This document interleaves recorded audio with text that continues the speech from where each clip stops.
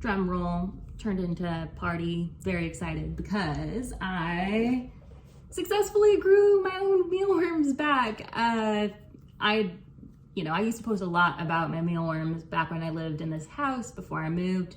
Sadly, after working so long and so hard to grow these mealworms and darkling beetles generation by generation, in the process of moving, I left them in the fridge for far too long, like they were dead.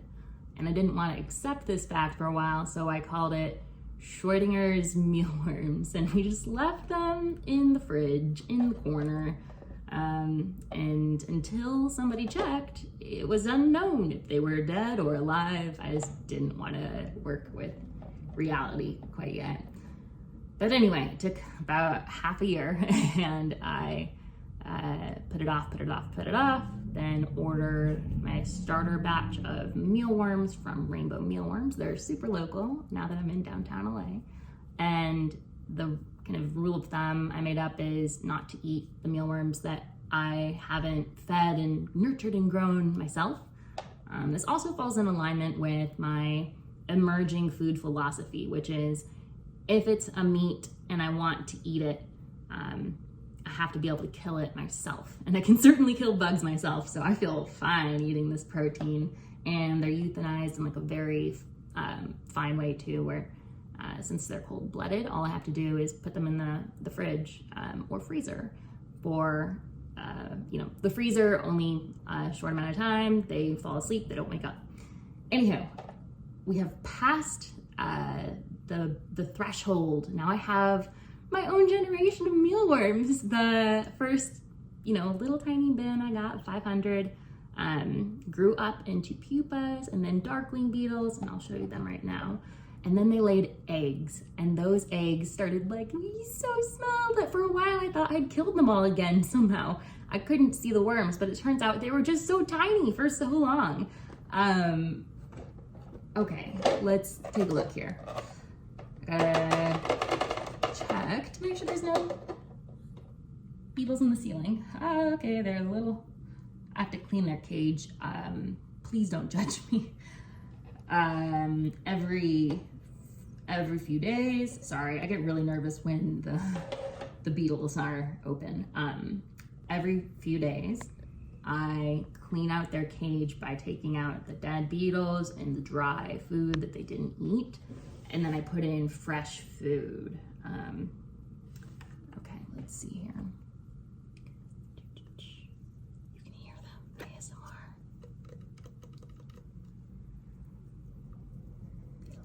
Oh my God, they're so active. I think they're really hungry.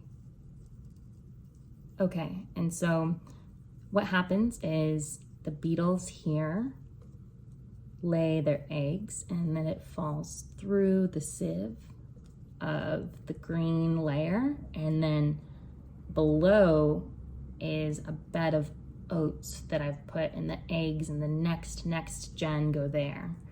These darkling beetles will keep on living and breeding for a while if I take good care of them. In the other container I have more mealworms, which I'll show you, and then from the other containers I'll take the pupa and put them up here on the pupa platform.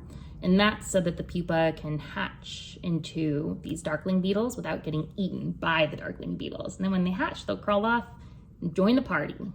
Okay, so, oof.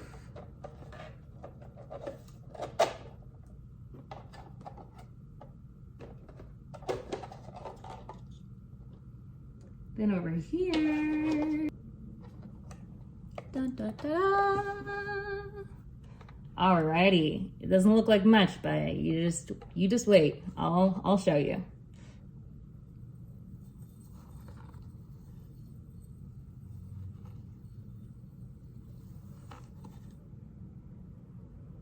Okie dokie. Oh, we got little wormies of all sizes here. But yeah, as I mentioned, they went from being so small that I couldn't even see them to being like this. How do I do this appropriately? Come into focus.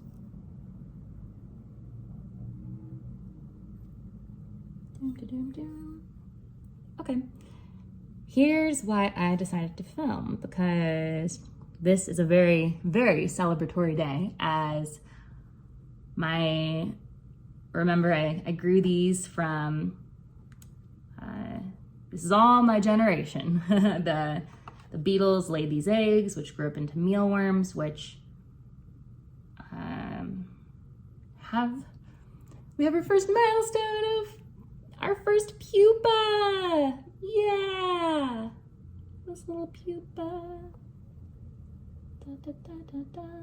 See if we can get a little wiggle, wiggle, wiggle. Get a little wiggle. Come on, wiggle. Come on, wiggle.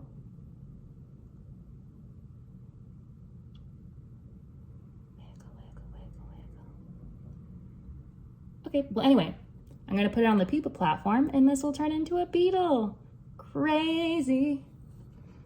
Very happy about this milestone, feeling like a good bug mama, and excited to eat my first batch of homegrown protein. I'll be like an official farmer rancher woman.